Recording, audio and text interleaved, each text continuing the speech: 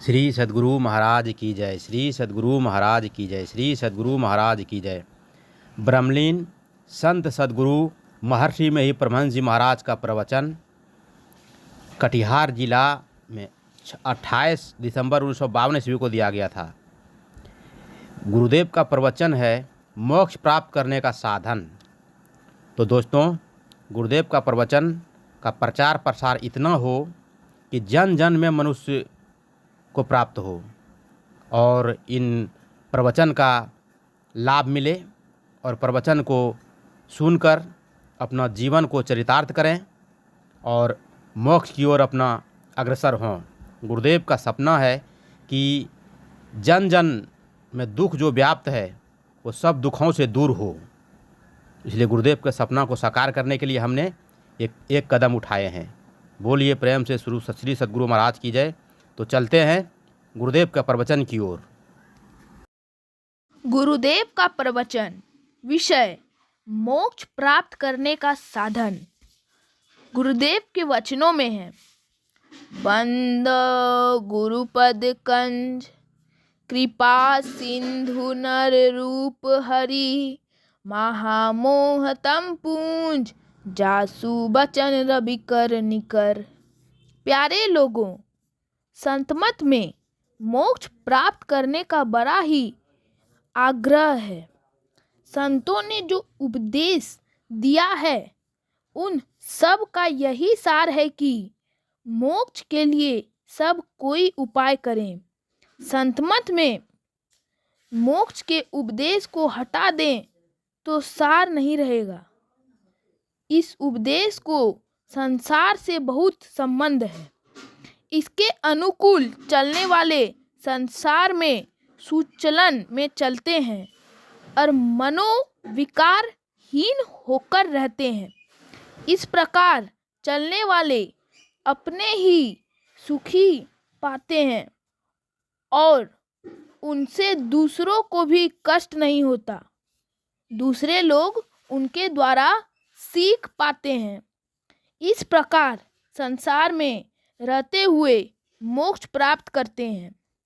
जो संसार में कुचलन से रहें और मोक्ष में जाना चाहें तो जा नहीं सकता, क्योंकि कुचलन वाला आदमी पापों में बरतता है, दूसरों को सताता है। वह अपनी इंद्रियों के विषयों से अपने को अलग नहीं कर सकता। ऐसा आदमी कभी उस ओर नहीं जा सकता। मोक्ष मार्ग में चलने वाले सुचलन के होते हैं। इससे संसार और परलोक दोनों में वे सुखी रहते हैं। मोक्ष हिमालय की चोटी पर या पहाड़ की गुफा में या समुद्र में नहीं है, वह आपके अंदर है, क्योंकि बंधन आपके अंदर है। जहाँ बंधन रहता है, बंधन खुलता भी वही है। यह बंधन जड़ चेतन का बंधन है। यह आपके अंदर में ही खुलेगा, कहीं संसार में जाकर नहीं। शरीर जड़ है, सब इंद्रियां जड़ है।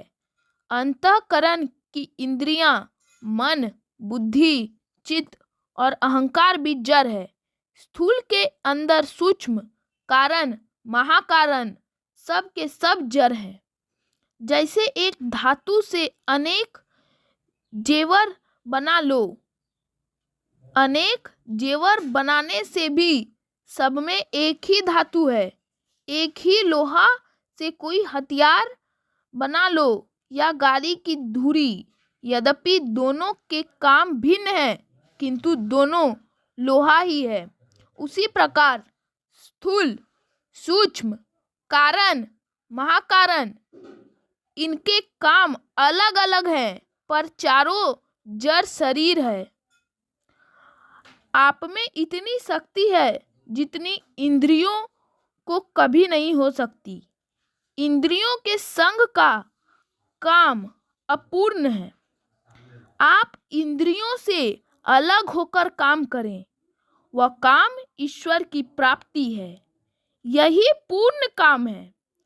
इंद्रियों से जो काम होता है वह अपूर्ण है, क्योंकि इसमें कभी तृप्ति नहीं आती। इसीलिए संतों ने कहा है, तुम अपने को जड़ से फुटाकर अकेले होकर रहो, तभी सुख, चैन और नित्यानंद मिलेगा। जिस प्रकार घर में यह शरीर है, उसी प्रकार यह शरीर भी घर है, जिसमें तुम निज स्वयं रहते हो। घर में रहकर तुम घर के कामों को ठीक ठीक चलाते हो, उसी प्रकार शरीर रूप घर में रहकर भी ठीक ठीक काम करो। वह काम ईश्वर का भजन ध्यान है। गुरु महाराज कहते थे, जिस प्रकार लाह से लपेटी हुई लकड़ी आग पर रखने से पिघल कर लाह गिर जाएगा और लकड़ी रह जाएगी, उसी प्रकार ध्यान अभ्यास द्वारा जड़ के सब शरीर गिर जाएंगे और तुम स्वयं चेतन अकेले रह जाओगे।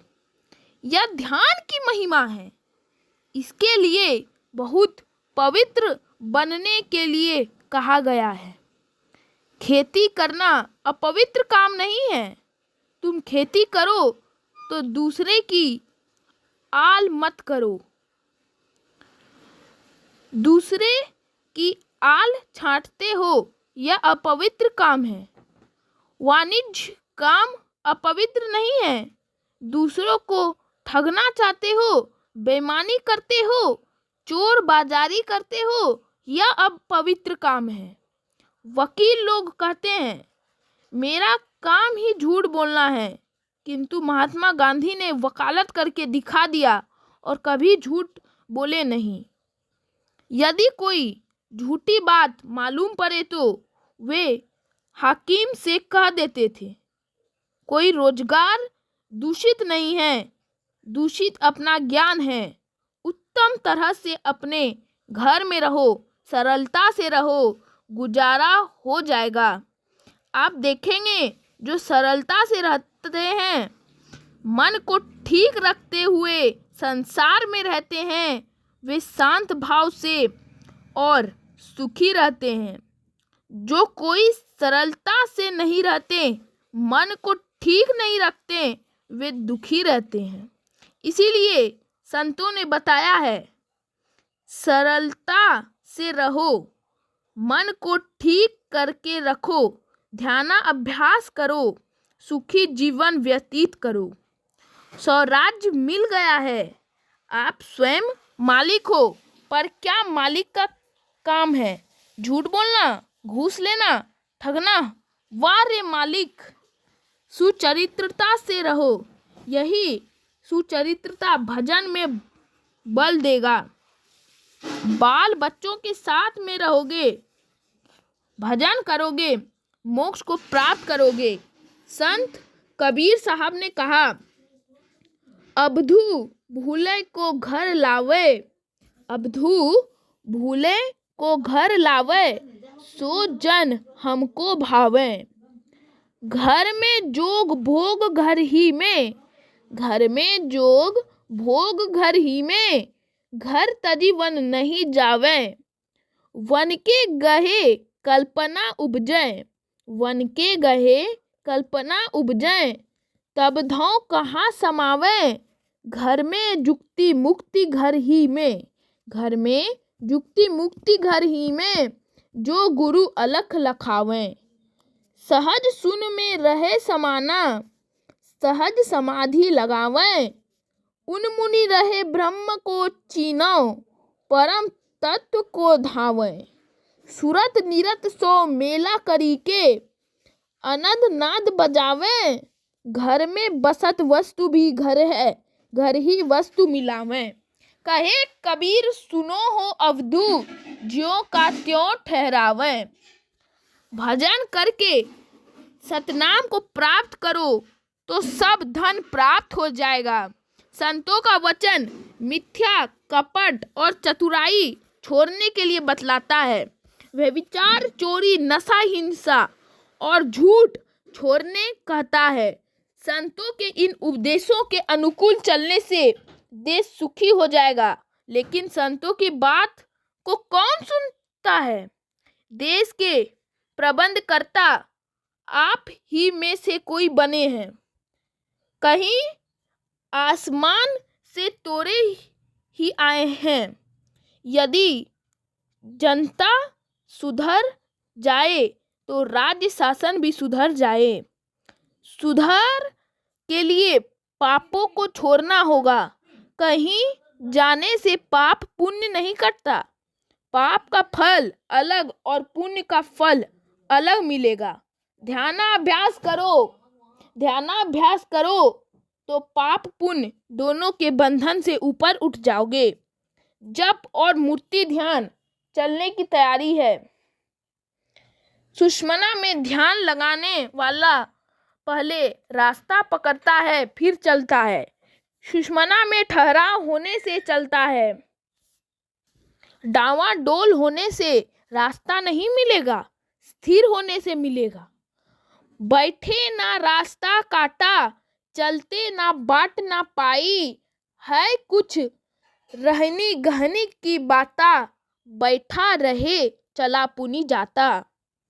कहने का तात्पर्य है कि साधक सिमटाव रूपी जहाज पर चढ़कर चलता है। सिमटाव में ऊर्ध्वगति स्वाभाविक है। ऊर्ध्वग गति होते होते उस पद को प्राप्त करता है जिसके लिए आप लोगों ने सुना। परे से परे को देखने पर हृदय की ग्रंथि खुल जाती है। सभी संचय छिन्न हो जाते हैं और सभी कर्म नष्ट हो जाते हैं। इसके लिए ध्यानाभ्यास करो। किसी विद्या में कोई निपुण तब होता है जब उसके लिए अभ्यास करता है। भजन करने का समय बनाओ। ऋषियों ने त्रैकाल संधि के लिए बताया। ब्रह्म मुहूर्त में उठकर भजन करो। दिन में स्नान के बाद भजन करो। सायंकाल पैर हाथ धोकर भजन करो। यही त्रैकाल संध्या है। संध्या का अर्थ सांझ नहीं है। दो के मेल को संधि कहते हैं। दिन का आरंभ और रात्रि का अंत, यह एक संध्या है। दिन का अंत और रात्रि का आरंभ, यह भी संध्या है। दोपहर दिन में भी संध्या है। यह बाहरी संध्या है। अंतरी संध्या है इंगला पिंगला का मेल। इसका यत्न गुरु से जानकर इंगला पिंगला को मिलाओ और मिलाकर अंतर का खेल देखो। इसके मिलन से अंतर्गमन होगा। बाई धार को इंगला और दाई धार को पिंगला कहते हैं। कोई कहे कि यह काम घर बार छोड़े हुए वैरागी का है तो उसकी बात मत मानो। वह लोगों को ठगना चाहता है, अपने को पुजवाना चाहता है। अर्जुन से भगवान श्री कृष्ण ने कहा, यह ज्ञान पहले मैंने विश्वस्न को दिया। सूर्य ने अपने पुत्र मनु को दिया और मनु ने अपने पुत्र इक्ष्वाकु को दिया। मनु और इक्ष्वाकु दोनों राजा थे। राज्य काज संभालते हुए ध्यान करते थे। उनको तो बहुत संभाल करना पड़ता था। राजा जनक का नाम प्रसिद्ध है। वे कैसे ध्यान करते थे? प्रतिदिन अवश्य ध्यान करो, फिर रात में सोते समय ध्यान करो। अन्य समय में भी तन काम में, मन राम में रखो। इस प्रकार संसार का कुछ भी काम नहीं बिगड़ेगा। संसार में सुखी रहोगे और परलोक में भी सुखी रहोगे। ज्ञान बिना ध्यान नहीं, ध्यान बिना ज्ञान नहीं। स्वाध्याय के द्वारा ज्ञान होता है, सत्संग से ज्ञान होता है। बिना ज्ञान अर्थात जाने बिना कोई कुछ नहीं कर सकता। इसीलिए ज्ञान सीखो अर्थात सत्संग करो। इसमें ज्ञान की छड़ी लगती रहेगी तो काम करोगे, संभाल कर करोगे। सत्संग की छड़ी नहीं लगते रहने से मन चंचल रहेगा और भजन नहीं कर सकोगे। भजन नहीं करने वाले के लिए कबीर साहब ने बहुत फटकार कर कहा, बैल गरंता नर गरा, चूका सिंह अरुपूज, एक ही गुरु के भक्ति बिन धिगदारी धिंगमूच। तुलसीदास जी ने कहा, ते नर नरक रूप जीवत जग, भव भंजन पद विमुख अभागी, निसी वाचर रुचि पाप असुचि मन, खल मति मलिन निगम पत त्यागी। नहीं सत्संग भजन नहीं हरि को, नहीं सत्संग भजन नहीं हरि को, श्रवण ना राम कथा अनुरागी। सुत वित धार भवन ममता निसी, सोवत आती न कबहु मति जागी। तुलसीदास हरि नाम सुधा तजी, सत हटि पिबत विषय विष मांगी। सुकर स्वान श्रृगाल सरिस जन, जनमत जगत जननी दुख लागी। संत कबीर साहब कहते हैं, बिन सतगुरु नर रहत भुलाना, खोजत फिरत रहा नहीं जाना। केहत सुतले आयो गरिया, पाल पोस उन किन्हीं सयाना। करत कलोल रहत अजयन संग, आपन मर्म उन्हीं नहीं जाना। के हर एक जंगल से अइयो, तही देखी बहुते ऋषियाना। एक घेरियो ने जंगल से सिंह का एक बच्चा लाया। उस भेड़ बकरियों के संग में पाला पोसा। एक दिन घरिया भेड़ बकरियों के साथ उसे भी चराने ले गया। जंगल से एक सिंह लाया। उसे देखकर भेड़ बकरियां भागने लगी। उस सिंह शावक को भेड़ बकरियां के बीच देखकर वह जंगली सिंह बड़ा क्रोधित हुआ और उसने भेड़ बकरियों के साथ भागते हुए उस पालतू सिंह शावक को पकड़ लिया। उसे नदी किनारे ले जाकर पानी में अपने रूप का ज्ञान कराया और कहा, देखो, जैसा मेरा रूप है वैसा ही तुम्हारा रूप है। जो मैं हूँ वही तुम हो। तुम भेड़ और बकरे नहीं, वरन सिंह के बच्चे सिंह हो। अपने रूप का ज्ञान पाकर वह भी सिंह की भांति दहाड़ने लगा। कबीर साहब कहते हैं कि बिना सद्गुरु के लोग भूले फिरते हैं, अपने को नहीं जान पाते। तुम कौन हो? तुम ईश्वर का अंश हो। जो तत्व ईश्वर है वही तत्व तुम हो। घर के अंदर का आकाश और बाहर का आकाश दोनों एक ही आकाश है। तुम ईश्वर का अंश हो। मन रूप घरेरी के साथ आ गए हो। इंद्रियों रूपी भेड़ बकरियों के साथ खेलते हो। जिस तरह मृग अपनी नाभि की सुगंधी को बाहर बाहर खोजता है, उसी तरह तुम जहाँ तहाँ ईश्वर को खोजते हो। मृगा अपने अंदर में खोजे तो कस्तूरी मिले, उसी प्रकार तुम अपने अंदर खोजो। अर्ध उर्ध बीच लगन लगे है। आधा ऊपर और बीच में लौ लगना पड़ता है। शरीर में नीचे 6 चक्र हैं। इसका आधा भाग अंधकार है और ऊपर का भाग प्रकाश है। इन दोनों के बीच में लगन लगाने कहा गया है। गुरु युक्ति बता देंगे, करना तुम्हें पड़ेगा।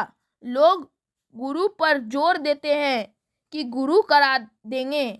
माता अपना स्तन बच्चे के मुंह में डाल देती है, लेकिन बच्चे को ही दूध चूसना पड़ता है। ध्यान करो, गुरु की कृपा होगी। बोलिए प्रेम से श्री सद्गुरु महाराज की जय।